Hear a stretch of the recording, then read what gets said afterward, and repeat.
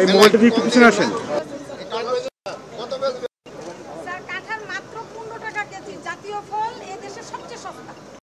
আমাদের দেশি ফলের মেলা এটা 3 দিনের জন্য আজকে আমাদের এখানে উদ্বোধন করা হয়েছে। এটা আমাদের 64টা জেলায় কিন্তু এই মেলাটা হবে।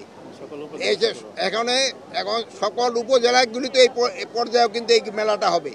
এই মেলাটা হওয়ার উদ্দেশ্য হলো আমাদের দেশীয় ফল সবার কাছে অনেক আছে যে দেশীয় ফল সব চিনেই না, আঙ্গুর আপেল এটি খাইতে খাইতে এরা বিদেশি ফল খায়, কিন্তু আমাদের ফলের যে গুণগত মান এবং এটার যে স্বাদ এটা অন্যান্য বিদেশি ফলের থেকেও কিন্তু অনেক বেশি এবং এটার মানও কিন্তু অনেক উন্নত।